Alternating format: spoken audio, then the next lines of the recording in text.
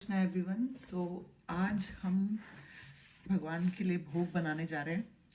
ठाकुर जी के लिए जब हम भोग बनाते हैं तो कुछ चीज़ों का हमें बहुत ध्यान रखना पड़ता है।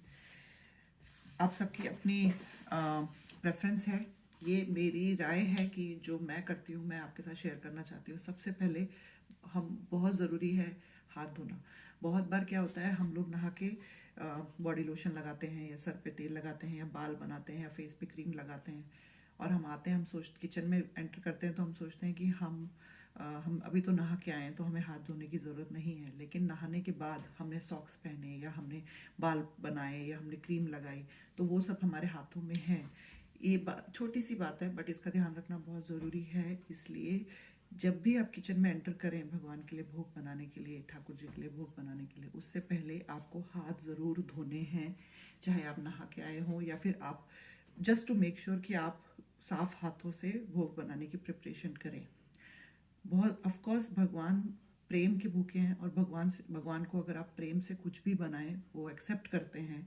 लेकिन एज अ डिवोटी हमारी ये जिम्मेदारी है, हमारी ये ड्यूटी है कि हम अपनी रिस्पॉन्सिबिलिटीज़ अच्छे से निभाएं, अपनी तरफ से सफाई का ध्यान रखें। इसका मतलब ये नहीं कि भगवान प्यार से कुछ भी खा लेंगे तो हम लापरवाह होके केयरलेस होके करें। तो जैसे ही किचन में एंटर करें सबसे पहले हमें हाथ धोना बहुत ज़रूरी है, क्योंकि हो सकता है कि हम भूल गए हों, जानबूझ के हमने नहीं किया हो, लेकिन हमारा कुछ ऐसा हमने टच करा हो जिससे हमारे हाथ दूषित हो गए हों। तो फर्स्ट सबसे ज़रूरी हाथ साफ करें। ऑफ कोर्स गार्गल, आपको पता है आपका मुंह आपको कुल्ला करना है, गार्गल करना है, वो साफ़ होना चाहिए। लेकिन अगर आप नहा के फ्रेश मॉर्निंग में बना रहे हैं तो ऑफकोर्स आपने ब्रश किया होगा और वो सब साफ़ है। अदरवाइज़ गार्गल और हाथ तो जूठा मुंह नहीं होना चाहिए और आपके हाथ साफ होने चाहिए।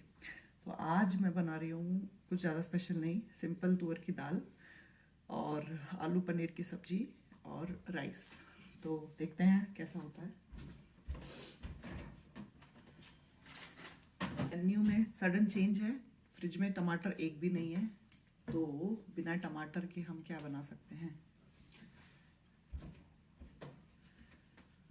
ओके, देखते हैं क्या मिलता है। एक्चुअली बहुत दिनों बाद किचन में एंटर हुई हूँ। जब से राम हुआ है मेरी मदर इन लॉ और मेरे हस्बैंड ही, प्रभु जी ही कुकिंग कर रहे थे। लेकिन तो मुझे नहीं पता था कि टमाटर नहीं है, लेकिन मैंने मुझे हम आलू की सब्जी बना सकते हैं।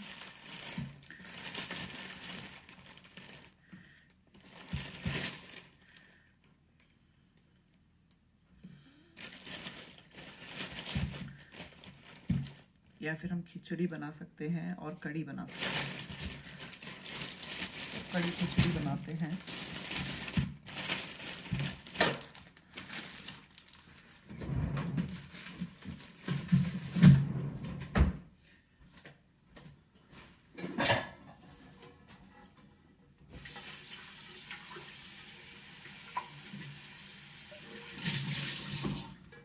दूसरा, कोई भी बर्तन आप लें बनाने से पहले एक बार उसको रिंस ज़रूर करें पानी से, क्योंकि बहुत बार ऐसा होता है कि हमने बर्तन रखा हुआ है तो वो उस पर मिट्टी पड़ जाती है। हालांकि वो धोया हुआ है रात को, लेकिन सुबह एक बार जस्ट पानी से उसको रिंस करें। आपकी मर्ज़ी है, मैं सिर्फ बता रही हूँ कि मैं क्या फॉलो करती हूँ ताकि मैं शेयर कर सकूँ। अच्छा है हमारे पास फॉर्चुनेटली, अगर दही भी नहीं होता तो हम क्या करते पता नहीं। फिर शायद वेट करना पड़ता है कि सबके उठने का, फिर मार्केट खुलने का और टमाटर आने का। अभी एक्चुअली मॉर्निंग के 6 o'clock हुआ है, तो मैं कोशिश कर रही हूँ कि जल्दी से सुबह सबके उठने से पहले वो बन जाए। तो हम मेरे ख्याल से सारा ही दही ले लेंगे।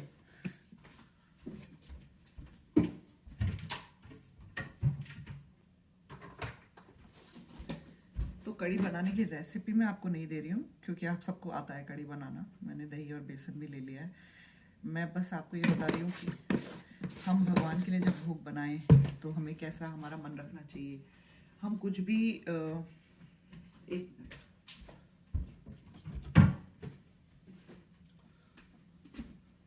जब हम भोग बना रहे हैं तब हमें कुछ कथा लगा लीजिए, भगवान के लेक्चर कोई सुन लीजिए, कुछ ग्लोरिफिकेशन सुन लीजिए, किसी भक्त के बारे में कोई लेक्चर आप सुन सकते हैं। यहाँ पे इम्पॉर्टेंट क्या है, जब हम भगवान के लिए बना रहे हैं तब हमारी कॉन्शियसनेस भगवान में होनी चाहिए। इसको बोलते हैं कृष्णा कॉन्शियसनेस। हम भगवान के बारे में ही सोच रहे हों। ऐसा नहीं कि हम भगवान के लिए कुकिंग कर रहे हैं लेकिन हम फिल्मी गाना कोई सुन रहे हैं, बॉलीवुड कोई सॉन्ग सुन रहे हैं। ये बहुत इम्पोर्टेंट है।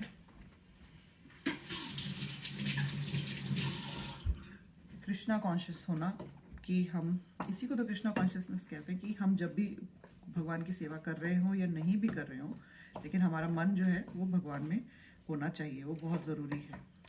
छोटी छोटी चीज़ों का ध्यान रखना बहुत ज़रूरी है। जैसे कि अगर कुछ नीचे गिर गया बाई चांस, वैसे तो ऐसा मैं कोई भी नहीं करता, लेकिन जस्ट इन केस अगर हम आटा गूंद रहे हैं या आटे का कोई पीस नीचे गिर गया स्लैब पे, काउंटर टॉप पे, तो उसको वापस हम उसमें ना डालें। क्यों? क्योंकि हम ऑफरिंग कर रहे हैं भगवान को। अगर हम अपने लिए बना रहे हैं तो ठीक है, हम सोचते हैं कि नहीं, लेकिन अगर वो भगवान के लिए बना रहे हैं तो नीचे गिरा हुआ हम कभी वापस नहीं डालेंगे। अगर उसको वॉश कर सकते हैं तो बात अलग है। अगर वॉश नहीं कर सकते तो जैसे आटा गूंथते हुए कुछ गिर गया या कुछ भी ऐसी चीज़, लेकिन अगर कोई सब्जी है या कुछ फ्रूट है, अगर वो कुछ हमने पीस काटा और गिरा तो हम उसको वॉश करके यूज़ कर सकते हैं। फॉर एग्जाम्पल, हम मसाले का डब्बा खोला और डब्बे को हम इस तरह से रख देते हैं, डब्बे का ढक्कन नीचे प्लेटफॉर्म पे, और उसको ही उठा के फिर हम वापस बंद कर देते हैं, तो जो भी यहाँ पे गंदा चिपका वो वापस मसाले डब्बे में गिर जाएगा। इसलिए डब्बा खोला तो उल्टा रखना है, कोई ढक्कन खोला तो उल्टा रखना है उसको, ताकि उसमें कुछ भी नीचे गंदगी चिपके नहीं। और अगर चिपके तो वो अगर आप ऐसे रखेंगे तो जो भी यहाँ पे चिपका नीचे वो वापस आप बंद करेंगे तो इसमें गिरेगा।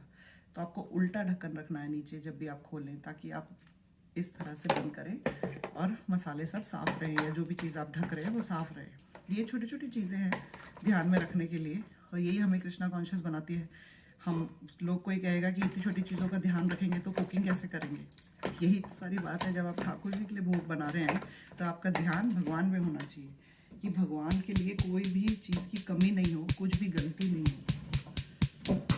अगर आप कृष्णा कॉन्शियस ही नहीं हैं तो जो आप भोग बना रहे हैं तो उसमें आपका क्या एफर्ट्स हैं, राइट। तो वो बहुत ध्यान रखने वाली चीज़ है कि छोटी छोटी चीज़ों को हम समझें और भगवान के लिए प्रेम के साथ साथ ध्यान से भी भोग बनाएं।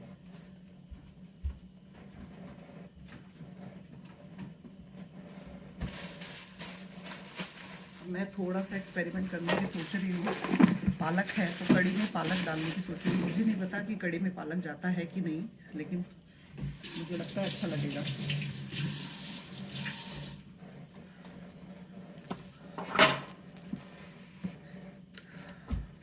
तो हम ये कह रहे थे कि जब भी भगवान के लिए हम भोग बना रहे हैं तो हमें कुछ भगवान के लेक्चर सुनने चाहिए, या फिर कुछ अच्छा भगवान का कीर्तन लगा लेना चाहिए, ताकि हमारा मन जो है वो भगवान में लगे रहे। सबसे इम्पोर्टेंट बात है, आप देखिए भगवान के पास वैकुंठ में 56 भोग, उससे भी ज़्यादा का वो है, अरेंजमेंट हो रखा है। ऐसा नहीं है कि भगवान के वैकुंठ में खाना नहीं मिलता है तो हमारे भोग का भगवान वेट कर रहे हैं कि हम लगाएंगे तो ही भगवान खाएंगे। लेकिन ये जो हमारा प्रेम से हम भगवान के लिए कुछ बनाते हैं तो ऑफ कोर्स भगवान एक्सेप्ट करते हैं, क्योंकि भगवान एक्चुअली में क्या एक्सेप्ट करते हैं, हमारा प्रेम। लेकिन अगर उसमें प्रेम ही मिसिंग होगा और हमने बहुत सारी चीज़ें पकवान भगवान को भोग लगाई, तो क्या भगवान एक्सेप्ट करेंगे? नहीं करेंगे। इसीलिए मोस्ट इम्पॉर्टेंट है कि आप प्रेम से भगवान के लिए भोग बनाएं। अब ऑफकोर्स अगर आप भगवान के लिए भोग बना ही रहे हैं तो आपके मन में प्रेम होगा, तभी तो आप भगवान के लिए बना रहे हैं, तो प्रेम तो है। उसके साथ छोटी छोटी चीज़ें जैसे मैंने आपको बताई वो ध्यान में रखते हुए, कृष्णा कॉन्शियस होते हुए सफाई का ध्यान रखें।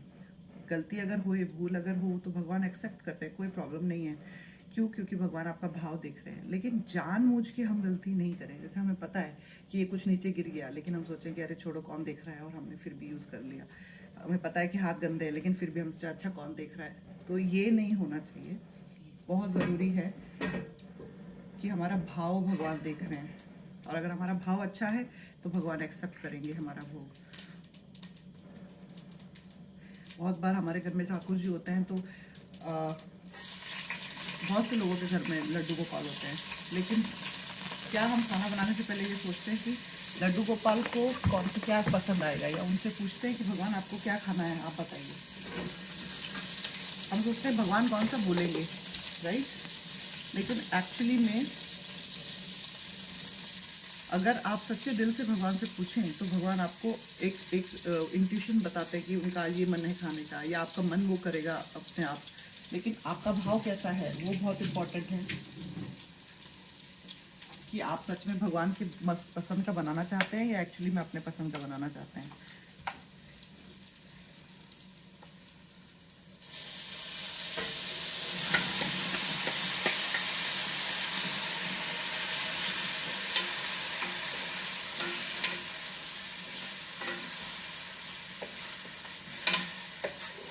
केवट का भाव देखिए, मेरे को मन में एक कथा याद आ रही है। जब भगवान राम को केवट ने नदी पार कराई, गंगा पार कराने के बाद जब भगवान राम ने केवट की तरफ देखा तो भगवान के मन में एक मलाल था, एक दुख था कि मैं कुछ मेरे पास है नहीं केवट को देने के लिए, मैं केवट को क्या दूं।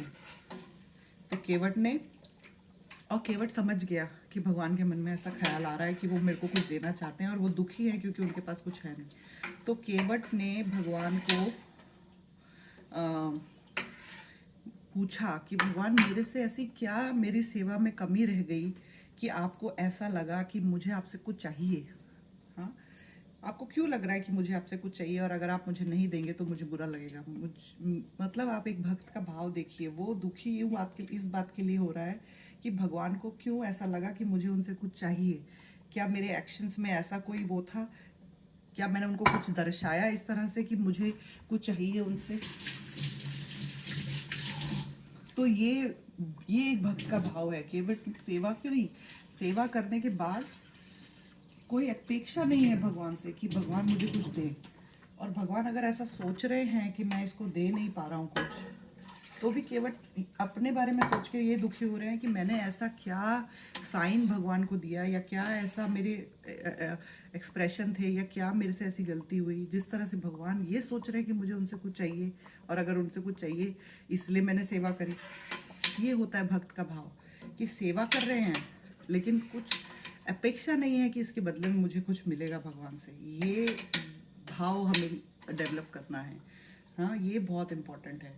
सेवा करनी है लेकिन उससे कुछ मिलेगा, वो उम्मीद से सेवा नहीं करनी है। निष्काम सेवा वो होती है भक्ति। और भगवान देखिए, आप भगवान का भाव देखिए कि अपने भक्त को कुछ दे नहीं पा रहे हैं, आज उनके पास कुछ है नहीं, क्योंकि भगवान वनवासी बन के वन में गए थे तो कुछ अपने साथ लेके नहीं गए थे। तो इस वजह से भगवान दुखी हो रहे हैं कि मैं कुछ भी केवट को नहीं दे पा रहा हूँ। सीता मैया ने उनका भाव जान लिया और अपने हाथ की जो मुद्रिका थी, जो उनके हाथ में जो अंगूठी थी, वो निकाल के अपनी उंगली से दी। अब ये एक पत्नी का भाव देखिए। पत्नी अपने पति के हृदय में क्या चल रहा है वो बिना उसके कहे जान जाती है। एक जो धर्म पत्नी होती है, जो एक रियल बोलते हैं ना पतिव्रता पत्नी, जैसे सीता मैया बिना भगवान राम के बोले वो जान गई कि भगवान राम केवट को कुछ देना चाहते हैं और कुछ नहीं है, इसलिए वो दुखी हैं।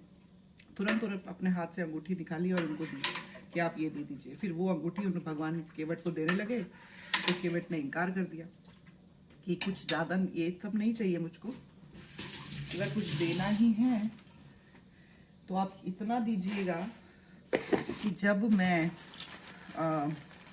जैसे कि मैंने आपको पार कराया, तो जब मैं आपके पास आऊँगा ना तो आप भी मुझे ये भवसागर पार कराइएगा। भवसागर को पार कराने की बस इतने ही आशीर्वाद आप मेरे को दीजिए, हाँ, ताकि मैं आपके धाम आ सकूं। ये केवट का क्या था, भाव था। तो ऐसा भाव अगर एक भक्त रखे तो उसको अपने आप को भक्त कहलाने का हक है, वरना वो भक्त नहीं कहलाया जाएगा। अगर वो बिजनेस कर रहा है भगवान के साथ, अगर वो अपने कुछ भी सेवा के बदले में कुछ चाह रहा है भगवान से, अपेक्षा कर रहा है, उम्मीद कर रहा है, एक्सपेक्ट कर रहा है, तो वो सच्चे भक्त की निशानी नहीं है। मांग सकते हैं, ऐसी बात नहीं है, बहुत बार हम भगवान से मांगते भी हैं, लेकिन एक निष्काम भक्ति होती है ना, जब हम कुछ सेवा करें और हम सोचे भगवान हमको ये दे, तो ठीक है, वो तो कोई भी करता है। लेकिन जब हम सेवा करें और ये सोचे कि नहीं, हमें इसके बदले में भगवान से कुछ नहीं चाहिए, ये तो हमारा प्रेम है जो हम भगवान को दे रहे हैं, हाँ, ये तो हमारा प्रेम है, ये तो हमारा सौभाग्य है कि हम भगवान के लिए कुछ सेवा कर पाए। जो होता है ना, जब किसी से प्रेम होता है तो हमें किसी भी तरह से उस प्रेम को दर्शाने का मन करता है, बताने का मन करता है कि हम कितना प्रेम करते हैं। वही भक्त का भाव होना चाहिए भगवान के लिए। तो यहाँ पे भी केवट का भाव है भगवान के लिए इसी तरह का। वही भाव हम सबको डेवलप करना है कि हम भगवान की सेवा करें तो कुछ उम्मीद से नहीं कि हमें ये मिलेगा, और अगर हमें नहीं मिला तो हम नेक्स्ट टाइम सेवा नहीं करेंगे, ऐसा नहीं होना चाहिए।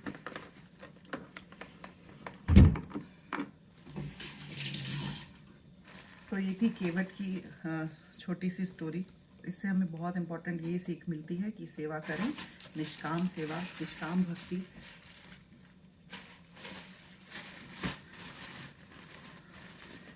और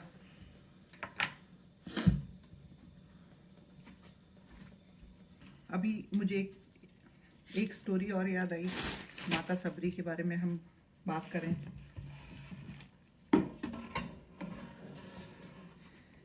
तो माता सबरी ने जब झूठे बेर खिलाए भगवान राम को, तो बहुत से लोग अभी ये भी कहते हैं कि माता सबरी ने भी तो झूठे बेर खिलाए, अगर हम भी चख के खाना भगवान को भोग लगाते हैं तो क्या प्रॉब्लम है। आप खुद ही सोचिए, सबरी का जीवन भगवान की सेवा में निकला, भगवान के इंतज़ार में निकला। सबरी माता ने पूरी जितना जीवन था भगवान के इंतज़ार में निकाला। रोज़ वो जाती, फ्लावर लेके आती, सामान लेके आती, जंगल से वन से फूल सब कुछ फल चुनती, ताकि जब राम आए तो उनको वो भोग लगा सके, उनका स्वागत कर सके। आंगन सजाती, सब कुछ करती, और जब राम नहीं आते तो अगले दिन फिर वो हताश नहीं होती, फिर दोबारा से वही सब कुछ करती। ऐसे करते करते उन्होंने कितने साल निकाल दिए। लोग उनको पागल कहने लगे। लेकिन सबरी जी की जो भक्ति थी उसमें एक क्षण के लिए भी कमी कभी नहीं आई। वो सबरी से हम अपना कंपैरिजन कर रहे हैं। हमारा जीवन के भगवान की सेवा में निकला है क्या? हम भगवान के इंतज़ार में हैं। अगर 2 घंटा भी हम मंदिर में खड़े हो जाते हैं लाइन में तो हमारी हालत ख़राब हो जाती है, और हम कहते हैं भाई अगली बार तो नहीं हो पाएगा आना, बहुत भीड़ होती है। क्या हमारे में इतना पेशेंस है भगवान के प्रेम के प्रति, भगवान के वेलकम करने के लिए, भगवान को अपने जीवन में लाने के लिए उनका इंतज़ार कर रहे हैं हम? ये हमें अपने आप से सवाल पूछना चाहिए जब हम ऐसा सोचते हैं कि हम भी झूठा बेर खिलाएं। अगर उनके झूठे बेर भगवान ने खाए तो उनका वो डिज़र्व करती हैं। उनके रोम रोम में भगवान राम का नाम है, भगवान राम है, उनका प्रेम इतना सच्चा है। और एक्चुअली में तो जो हमारे आचार्य हैं वो बता रहे हैं कि झूठे थे ही नहीं वो बेर, क्योंकि जब सबरी ने बेर चखे, क्योंकि सबरी हमेशा भगवान राम का नाम लेती है, तो इस कारण सबरी के मुख में हमेशा राम नाम है, और राम के नाम में और राम में कोई अंतर नहीं।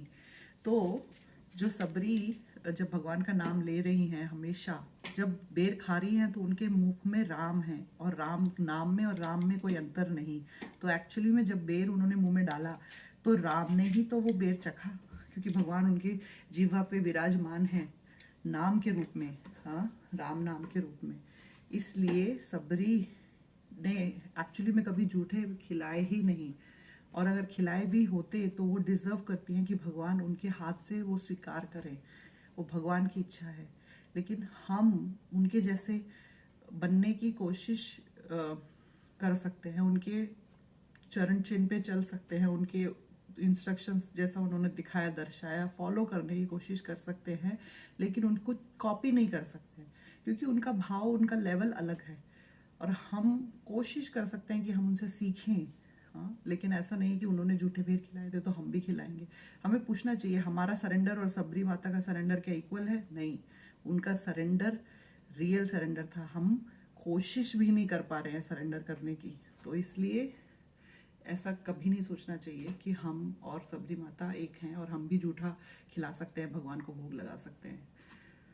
और एक और बात थोड़ी सी इम्पोर्टेंट, जैसे कि हम भोग बना रहे हैं, भोग बनाते बनाते हमें कभी भी ऐसा नहीं टेम्पटेड फील नहीं करना है कि अरे वाह कड़ी बन रही है, मैं कड़ी खाऊंगी, या मुझे कड़ी बहुत पसंद है। ऐसा लोग अपने मन में पहले नहीं आना चाहिए। भगवान का जब भोग बन रहा है तो यही भाव रहना चाहिए कि भगवान के लिए बन रहा है। एक बार भगवान प्रसाद भोग ले ले, वो प्रसाद हो जाए, फिर हम भले ऐसा सोच सकते हैं कि अरे वाह भगवान का प्रसाद मुझे मिला है, उसके लिए हम टेम्पटेड फील कर सकते हैं प्रसादम के लिए। लेकिन भोग जब तक नहीं होता तब तक हमें ऐसा मन में ख्याल नहीं लाना है, क्योंकि हम पहले ही उसको अपने मन से जूठा कर रहे हैं। भगवान को भोग लगने से पहले अगर हम ऐसा सोचते हैं तो बहुत ध्यान रखना है हमें इस बात का। यही छोटी छोटी बातें हैं जो हम ध्यान रखें भगवान को भोग लगाने से पहले। और सबसे इम्पोर्टेंट प्रेम से भगवान के लिए आप भोग लगाएंगे, भगवान जरूर एक्सेप्ट करेंगे। प्रसादम, हरे कृष्णा। सो हमारा भोग रेडी है, भोग लग चुका है और प्रसादम है, ये है आलू की सब्जी और कड़ी और चावल। सो मिलते हैं नेक्स्ट वीडियो में। आप भी भगवान को अच्छा सा भोग लगाएं प्रेम से और प्रसाद लें।